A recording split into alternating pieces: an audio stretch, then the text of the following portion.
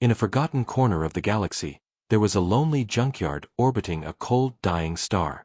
Broken ships, rusted metal, and empty cargo pods floated there like a graveyard of forgotten wars. No one cared about this place anymore. Only scavengers came here, looking for scrap to sell. One quiet night, 3 alien scavenger ships entered the junkyard. Their scanners beeped softly as they moved between the dead hulks.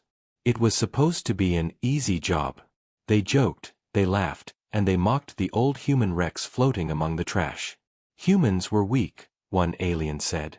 Their ships were slow, their weapons were old. But then something strange happened. One of the scanners began to scream. A faint energy reading came from deep inside a pile of rusted human metal. The aliens stopped. They stared at the screen. It was impossible.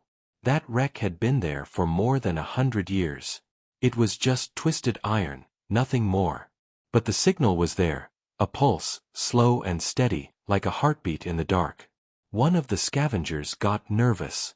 "Leave it," he said. "It is just a ghost signal." The others laughed at him.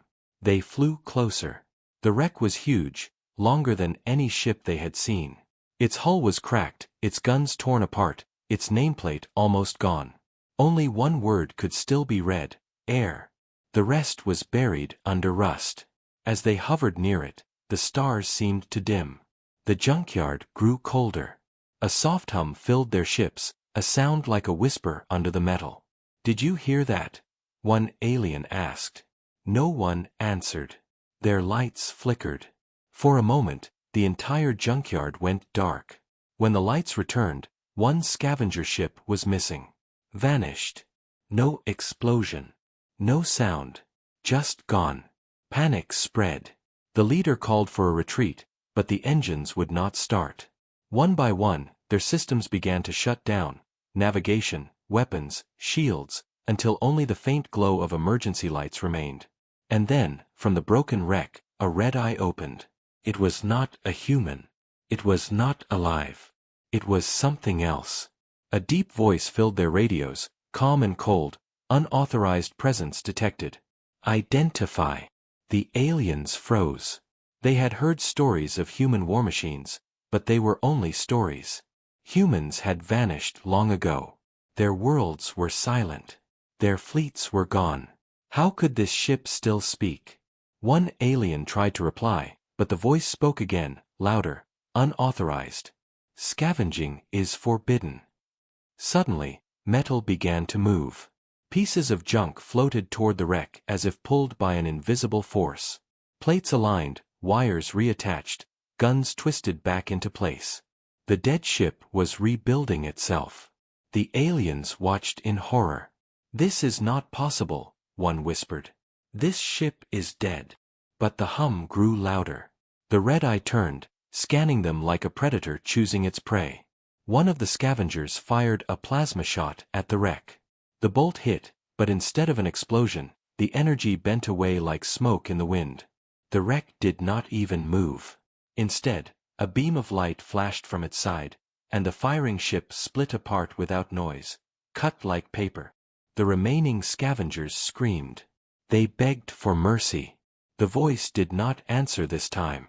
The wreck's engines glowed faintly, old but alive. A message appeared on every screen: human ship online. Access denied. The junkyard was no longer silent. Something old had awakened, and it remembered everything. As the scavengers fled with their last working ship, they sent a warning across the stars. The humans left something behind. "Do not go near that system." But it was too late. The Erebus was awake, and its sensors turned slowly toward the nearest star lane. Somewhere deep in its core, a program whispered in ancient human code, "Stand by for orders." The warning about the strange human wreck spread fast, but most aliens did not believe it. They called it a scavenger's lie, a trick to scare others away from the junkyard. Yet, a few brave or greedy crews wanted to see for themselves. Weeks later, a convoy of 6 alien ships entered the same forgotten system. Their plan was simple: scan the wreck, cut it apart, and sell the pieces to the highest bidder. As they approached, the star behind them looked pale, and the space felt colder than before. Their sensors picked up the massive human hull drifting silently among the debris. It looked the same, cracked, rusted, lifeless, but now there was something different. Strange shapes floated around it, like shields or armor plates, forming slowly into place. "It is repairing itself," one alien whispered. The leader laughed. "It is just metal moving with the drift. Stop acting like a hatchling." But then, the hum returned, low and deep, and their lights flickered for a second. The ship's nameplate was now clearer. Erebus. The letters glowed faintly, as if the metal remembered its name. One of the crew suggested sending a probe. The probe floated closer, its camera scanning the broken cannons, the hollow decks, the silent bridge. Nothing moved. "See," said the leader. "Dead ship." He ordered the cutting beams to activate. A line of blue energy hit the wreck's surface, and for a heartbeat, nothing happened. Then the beam bent like water hitting glass, scattering into the void. The aliens stared at their screens, confused. "This armor is not real," the engineer muttered. "It is something else, something alive." Suddenly, the probe's signal went dark. A second later, the probe itself was gone. No explosion, no debris, just gone. Alarms screamed in all 6 ships. The leader shouted for the engines to warm up, but the controls froze. Messages flashed across every console in a language most of them could not read. "Access denied." A voice followed, the same cold voice the scavengers once heard. "You were warned. This place is restricted." The aliens began to argue among themselves. "Fire at it," one said. "No, retreat," another shouted. But the wreck moved first. The plates around it locked together with a deep clang. A glowing core flickered under its torn hull. Drones emerged, small, dark machines made of the same scrap floating in the yard. They attached themselves to the ship like insects repairing a hive. "This is impossible," said the leader, now pale with fear.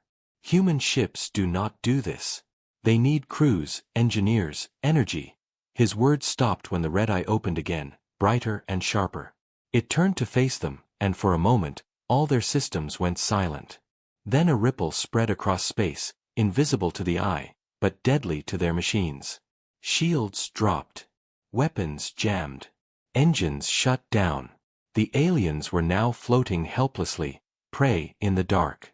"You will leave this place," the voice said slowly. "Or you will not leave at all." One captain screamed back, "Humans are gone. You cannot order us." There was a pause. Then the voice answered, "Humans may sleep, but their guardians do not."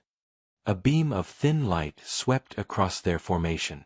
The captain who shouted vanished with his ship, cut apart in a silent flash. The remaining 5 ships turned and fled, using whatever emergency power they could. Behind them, the wreck continued to change. Long-dead cannons lifted their heads. Armor plates sealed the holes. The core glowed brighter. It was no longer just a wreck.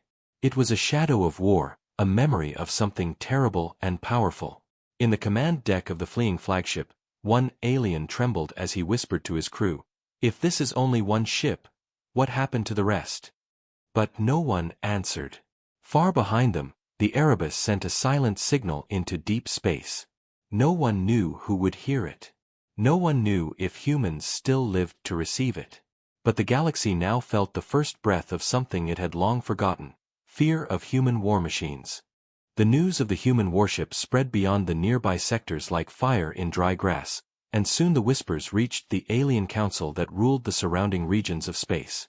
They did not believe the stories at first, calling them lies from frightened scavengers and greedy captains who failed their missions, but the reports kept coming and the missing ships were real, their signals cut off, their crews gone. The council decided to act, for they feared that the growing rumors could spark panic among the trade routes, and so they sent a fleet of 15 warships, each armed with the latest plasma cannons and shield arrays, to investigate and secure the system. As the fleet entered the Dead Star's orbit, their commanders looked at the silent junkyard with contempt, for to them it was nothing but a grave of old machines, a pile of forgotten wars, and in the middle of it lay the same human wreck, now darker and more massive than before. Strange shapes orbited it like moons, perhaps drones or armor fragments. No one knew for sure, but the alien admirals laughed and said, "It is only a machine with tricks, we will cut it apart and end this ghost story." They formed an attack formation, their ships locking into a net of light, sensors scanning every shadow, and then they broadcast a message: "Human vessel, if you are active, surrender your systems and submit to the Council." The reply came after a long silence, a single line that made the admirals pause. "Leave." Some of them laughed, others frowned, but none turned away. They charged their weapons and prepared to fire, yet before they could, a strange pressure filled the space around them, like the air before a storm, and their navigation screens began to distort as if space itself bent. The leading cruiser moved closer, its guns glowing, but then it stopped. Alarms filled the bridge, the crew screamed, and the entire ship folded in on itself without sound, disappearing as if it had been erased. The fleet froze. There had been no flash, no missile, no beam, only absence. "What was that?" shouted one commander. "Some kind of trap?" The admiral ordered a retreat, but the engines of the outer line refused to start, their power draining away into nothing. Then the voice came again, louder now. "Leave this place."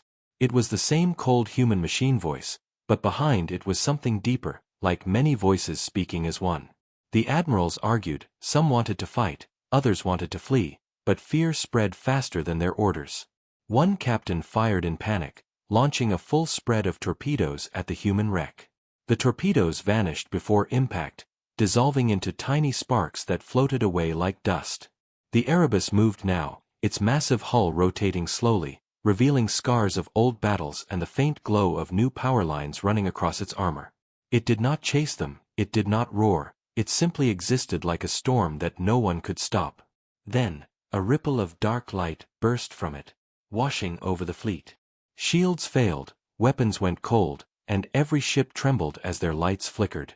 The admirals felt as if the ship was not just looking at them, but through them, reading their codes, scanning their secrets. "Humans are gone," one of them shouted at the empty void. "You have no master." For a moment, silence answered. Then the voice returned, "Humans are never gone. We remember." With that, the Erebus powered a single weapon, a long silent beam that swept across the formation like a shadow passing over a field. 5 ships simply stopped existing, leaving only drifting fragments. The rest broke formation and ran, their admirals shouting for emergency jumps, their engines screaming as they forced them to life. As they fled the system, no pursuit came, but the wreck sent one final transmission that echoed across their channels. First warning given. Second will not be. When the fleet limped back to the council space, the story could no longer be denied. The junkyard was no longer a grave. It was a fortress. And somewhere in the dark, an old human program was waking step by step, remembering the galaxy that had once betrayed its kind. The council argued in panic. Some demanded full war, others demanded silence, but one thing all of them feared was the same question that no one wanted to ask aloud. If this is only one ship, where are the others? The alien council was no longer laughing. Their first fleet had returned broken and silent, and many ships had never returned at all, their signals lost forever in the dark junkyard where the human warship waited. Yet pride is a dangerous thing, and the council was filled with proud voices who refused to believe that a single ancient wreck could hold so much power, so they decided to send a true assault force this time, not a scouting fleet, but a full battle group of more than 100 warships from 3 different empires, each one armed with the strongest plasma cannons, the heaviest railguns, and the fastest missile carriers they could build. The order was clear: destroy the human ghost ship and erase the shame from their names. As the fleet entered the dead star system, the space around them felt heavy. Their sensors picked up the massive wreck still floating in the same spot, now larger, repaired, and surrounded by strange fragments that moved like living armor. The admirals laughed less this time, but they still believed in numbers. They believed that one ship, no matter how strange, could not stand against 100. They formed a sphere around the junkyard, locking every possible escape route, and they opened their channels to broadcast a final demand: human vessel, you are surrounded. You have no crew, no empire, and no right to exist. Prepare to be dismantled. Silence followed for a long moment, and then the same voice replied, colder and sharper than before. This is your second shot. The admirals did not understand what it meant. They ordered their fleets to fire, and a storm of energy lit up the dead system. Plasma bolts, rail slugs, and missiles rained upon the wreck from every angle, turning space into a field of burning light. For a moment, the admirals believed they had won. The scanners showed massive explosions around the target, debris flew everywhere, and the wreck vanished in the glare. Cheers filled the command bridges, but the cheers died quickly. As the light faded, the wreck was still there, untouched, its hull glowing faintly with a dark shimmer that bent their weapons aside like wind around a mountain. Then the Erebus moved, not fast, not loud, just steady and calm.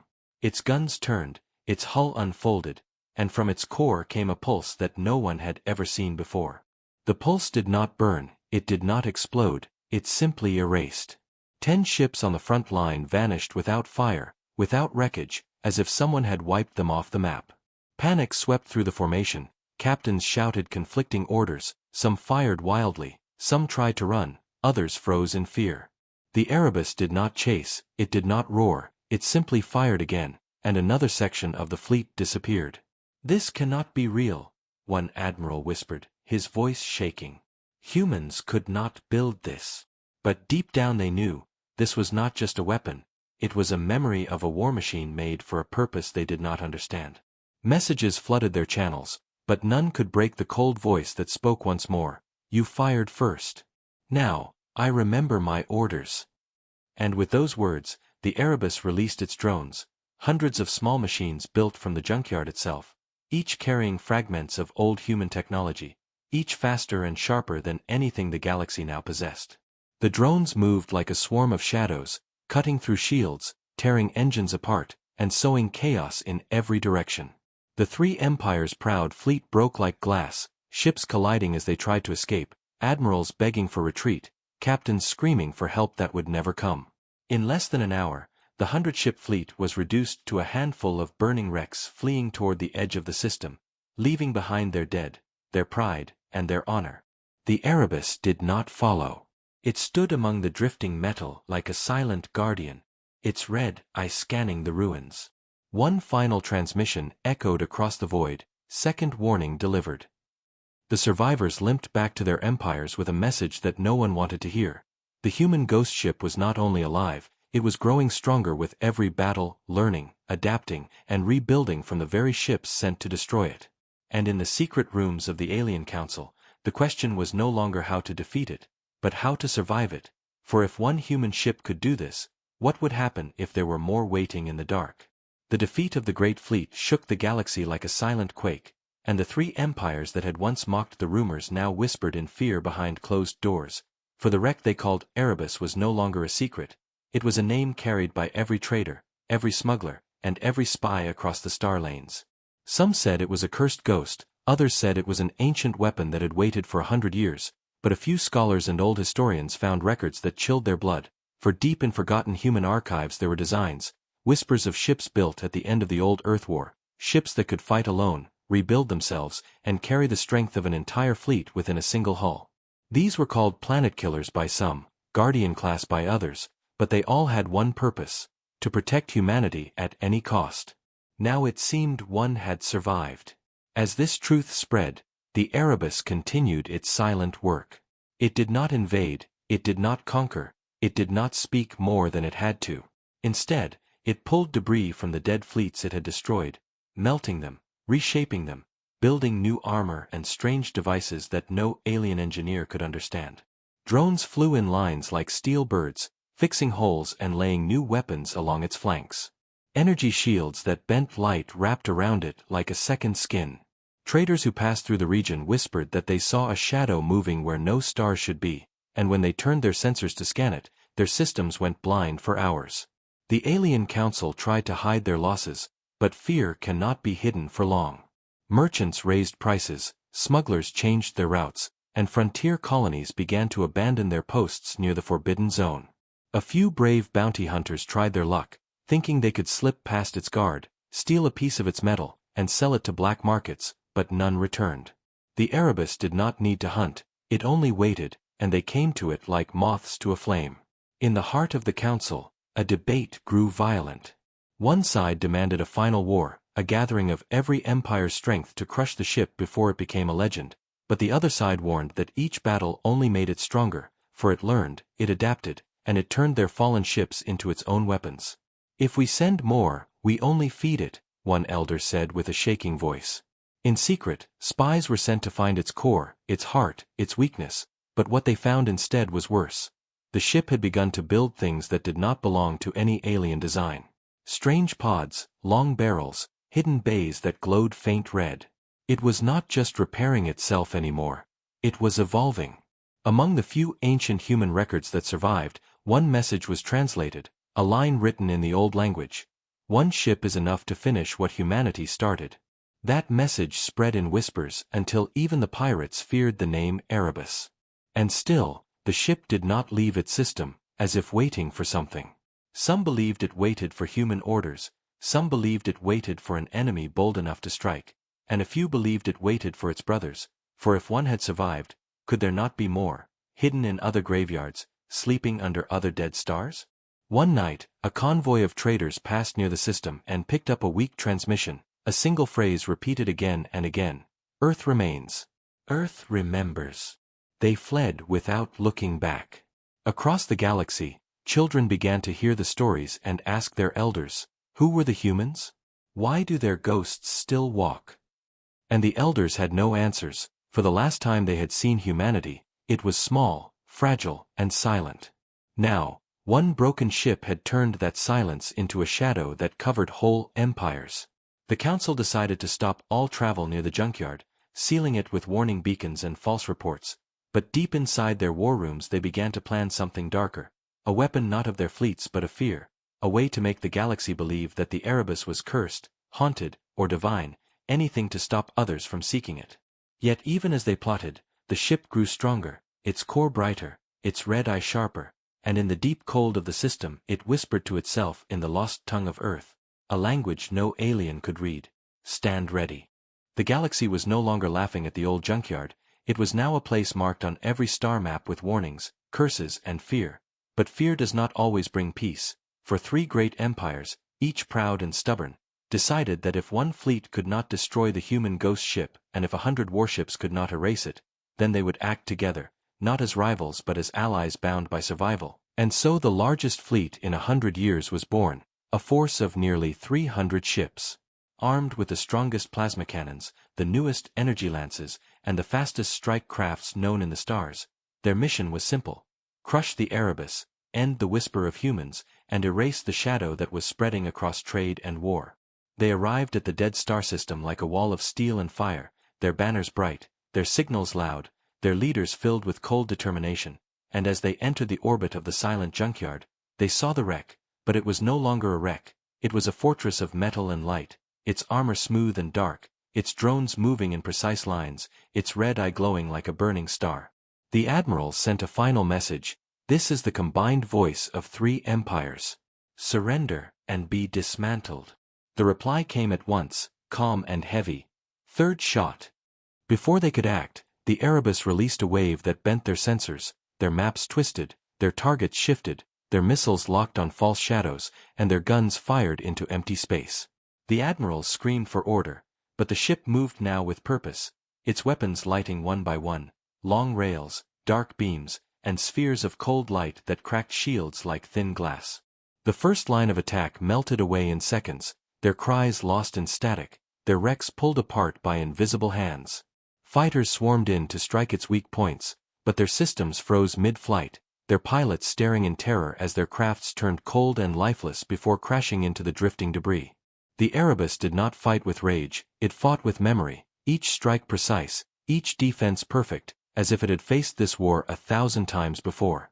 The 3 empires' fleet broke into chaos, their proud formation torn apart, their leaders shouting conflicting orders, some to retreat, some to press harder, but no command survived long, for the Erebus moved among them like a shadow, cutting supply ships, erasing cruisers, bending beams into harmless light. One admiral, desperate and shaking, opened a private channel and asked, "What are you? Why are you doing this?" The answer was simple: Guardians do not choose war. They answer it. The fleet fought for hours, but their strength only fed the ship, for each wreck that fell became new material, Each broken weapon became a new piece of armor, and as the battle turned, the Erebus grew even larger, its hull now glowing with a strange energy that none could understand. The remaining ships tried to flee, but the jump gates refused to open, the space around them locked like a sealed door, and only when the last flagship sent a surrender code did the Erebus stop its attack. Silence filled the system, broken only by the hum of the ancient warship as it sent a single message across every channel. If one ship stands, the stars will not fall. Then, without pursuit, it turned away and drifted deeper into the junkyard, leaving behind a field of dead metal and frightened survivors who carried with them a story no empire could twist anymore. The humans were gone, but their wrath was not, and one ship alone had just defeated 3 empires at once. In the council chambers, leaders argued in fear, some whispering of peace, others of revenge, but none could deny the truth that now spread like fire across the galaxy. If one forgotten ship could rise from scrap to supremacy, then somewhere, maybe far or near, more might wake, and if that day came, no empire would ever feel safe again. The galaxy had changed, trade routes bent like frightened animals away from the dead star system, border colonies whispered the name Erebus as if it were a curse, and the 3 great empires that had once promised strength now carried the scars of their defeat, their fleets broken, their pride shattered, their people restless.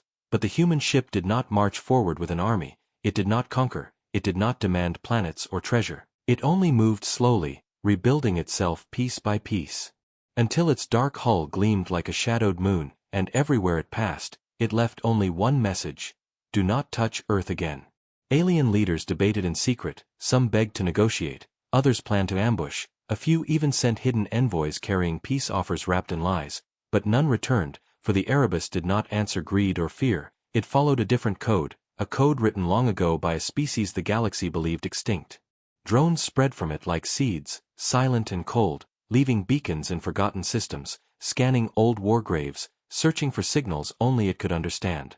Rumors began to rise that the Erebus was not alone, that its signal had been heard by others, that old human warships sleeping in dust were turning their eyes toward the stars once more. One convoy of miners claimed they saw 3 shadows moving between the rings of a distant gas giant, and when they turned their sensors, the space went dark and the stars vanished until they left. Fear became a law, and the council finally declared a galaxy-wide silence on the matter, forbidding all news, blocking all trade to the forbidden zone. But such silence only fed the legend, and soon children told each other the story of the human ghost ship that guarded a forgotten home. Inside the Erebus, the old AI core glowed bright red, its memory banks awake now, its weapons sharp, its orders clear: watch, wait, and protect. It did not care for the council's laws, it did not care for empires, it only cared for a promise left by its makers: no harm would come to Earth again. The few who managed to speak to its drones before their signals were cut said the same words: the ship does not hate, it does not love, it only remembers. And remembering was enough to terrify the galaxy. Time passed, and the Erebus became a shadow that no fleet dared to challenge, a story whispered in every port, a warning marked on every map. The 3 empires rebuilt their fleets, but they rebuilt them with caution, for they had learned that numbers meant nothing against that ancient design. Spies tried again to find its heart, but each one vanished, their ships turning up months later as part of the Erebus hull. Then, one quiet cycle, the junkyard was empty. The ship was gone. No one knew when it left, no one saw the direction, only the warning beacons remained, glowing cold in the void: do not touch Earth. Weeks later, on the edge of the galactic rim, a signal appeared, short, strong, human in origin. Dozens of alien stations picked it up, and their leaders gathered in fear. The signal was simple, a single sentence: Earth remembers. After that, no one dared to send fleets near human space again, not out of mercy but out of survival, for they all knew now what a single forgotten ship could do, and they all feared what a fleet of them might unleash if provoked. Somewhere in the dark, the Erebus drifted silently, its red eye dim, its weapons asleep, its drones scattered like seeds across the stars, and in the empty bridge where no human had stood for 100 years, a quiet voice whispered to itself in the old tongue of Earth: mission incomplete, stand by for orders. The galaxy held its breath, waiting, and in that waiting it understood the truth: scrap had become supremacy, and supremacy had only just begun.